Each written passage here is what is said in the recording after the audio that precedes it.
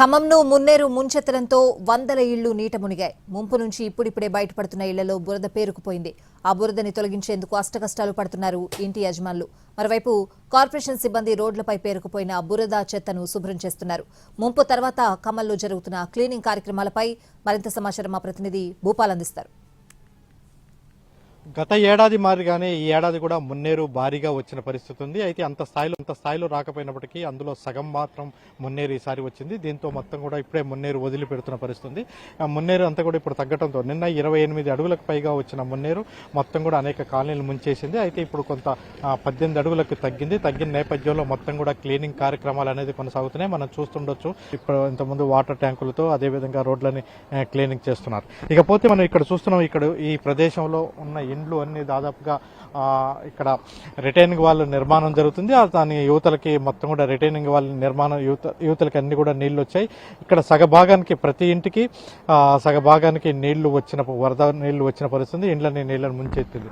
మనం ఇక్కడ చూడవచ్చు. ఈ ఇంటికి సంబంధించి మొత్తం కూడా ఇంట్లో మంచం అన్ని తడిచిపోయి ఎట్లా నానిపోయిన పరిస్థితి. ఒక్క రోజులోనే అంటే దాదాపుగా 24 గంటల పైగా నీళ్లలో మునిగి ఉంది, బురదలో మునిగి ఉండటంతో ఇది మొత్తం కూడా మంచాలన్నీ కూడా ఈ విధంగా చీకిపోయిన పరిస్థితి ఉంది. అయితే గత ఏడాది ఆగస్టు 31 సెప్టెంబర్ 1వ తారీఖు నాడు వరద భారీ ఎత్తున వచ్చింది. అప్పుడు దాదాపుగా 15 కాలనీల వరకు ముంపుకు గురైన పరిస్థితి. కానీ ఈసారి కొంత మేరకు కేవలం 28 అడుగుల వరకు వచ్చిన నేపథ్యంలో మొత్తం కూడా ఇండ్లలోకి నీళ్లు వచ్చిన పరిస్థితి. ఇప్పుడు ఇండ్లని శుభ్రం చేసుకుంటున్నారు. మనం చూడొచ్చు ఇండ్లని శుభ్రం చేసుకుంటున్న దృశ్యాలు అనేది కూడా ఎక్కడికక్కడ మొత్తం తడిచిపోయిన పరిస్థితి. సగానికి పైగా ఈ స్థాయి వరకు కూడా నీళ్లు వచ్చిన పరిస్థితి. అంటే మనం కరెంటు ఇక్కడ వరకు వరద నీరు వచ్చిన పరిస్థితి. ఈ వరద నీటితో గతంలో ఇవన్నీ మునిగిపోయిన పరిస్థితి. ఇప్పటికే ఆ మునిగిపోయిన ఆనవాళ్ళు అనేది కూడా మనకి కనపడుతుంటుంది.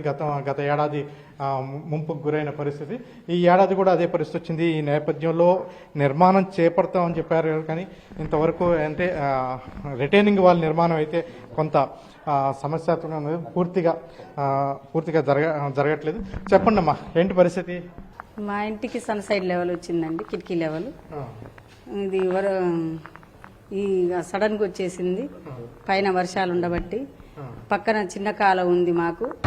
ఖమ్మం సిటీలో నీళ్ళు మొత్తం వాటర్ అంతా అక్కడ అటువైపు పార్కు కట్టించారు. ఆ కాలువ బుడిపి పార్కు కట్టించే వరకే ఆ కాలువ నీళ్లు అటు వెళ్ళక మాకు ఈ చిన్న కాలువలో రావటం వల్ల ఆ చిన్న కాలువల నుంచి పోటెత్తి కాలువ వాటరు వచ్చేసిందండి. ఈ కరకట్ట కూడా కొంచెం కాలువ దగ్గర ఆఫ్ చేశారు. అది కూడా ఇటు తన్నుకొని వచ్చేసిందండి. సడన్గా వచ్చేవరకు మేము ఏమీ చదువుకోలేకపోయాము. అప్పటికప్పటికే వెళ్ళిపోయామండి. ఇది మనం చూస్తున్నాం. ఇంట్లో మొత్తం కూడా ప్రతి వస్తువు కూడా తడిచిపోయిన పరిస్థితి ఉంది. దీంతో బురదని మొత్తం కూడా తుడుచుకుంటున్నారు. మొత్తం ఇంటి చుట్టుపక్కల కూడా బురద ఇప్పటికే ఉంది.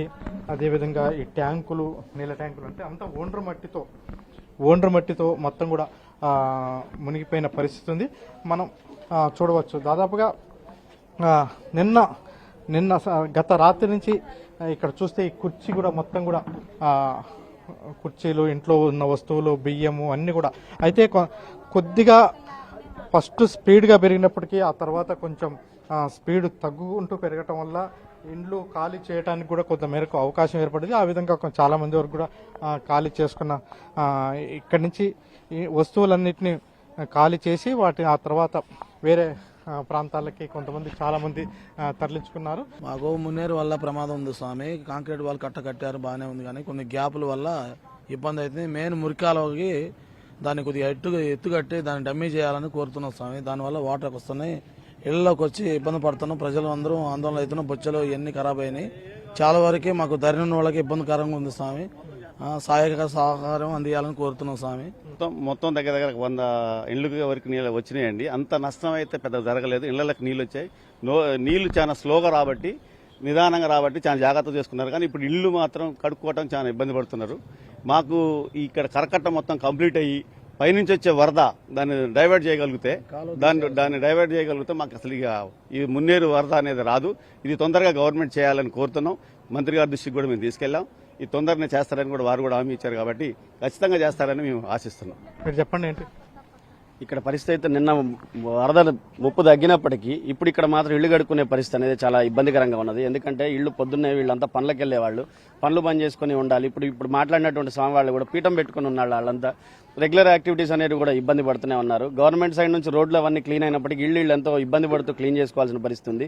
డైవర్షన్ అనేది వీళ్ళు కరెక్ట్ గా చేసుంటే ప్లస్ కాలం ఒకటి కనెక్టివిటీ అనేది ఇక్కడ చిన్న టెక్నికల్ ప్రాబ్లం అనేది ఉంది. దాన్ని సరి చేస్తేనే వీళ్ళకి శాశ్వత పరిష్కారం దొరుకుతుంది. ఇక్కడ రిటైనింగ్ వాళ్ళు సగం కట్టి వదిలిపెట్టిన ప్రదేశంలో నీళ్లు రివర్స్ వచ్చి మొత్తం కూడా ఇండ్లని ముంచెత్తిన పరిస్థితి ఉంది. అనేక ప్రాంతాల్లో ఇదే పరిస్థితి. అయితే ఇక్కడంతా కూడా పేద వర్గాలు, వీళ్ళంతా కూడా మున్నేరు పరివాహక ప్రాంతంలో ఇండ్లు కట్టుకున్న వాళ్ళంతా కూడా చాలా పేద వర్గాలు. ఈ పేద వర్గాలంతా కూడా ఇండ్లకు సంబంధించి అంటే క్లీనింగ్ చేసుకోవడం కూడా సమస్యాత్మకం. మొత్తం కూడా పుస్తకాలు, బట్టలు, అదేవిధంగా పరుపులు అన్నీ తడిసిపోయినాయి. ఈ తడిసిపోవడంతో చాలా తీవ్రంగా ఆర్థికంగా నష్టపోయినామని ఆవేదన వ్యక్తం చేస్తున్నారు. కెమెరా పర్సన్ పృథ్వీతో భూపాల్, ఎన్టీవీ, ఖమ్మం నుంచి.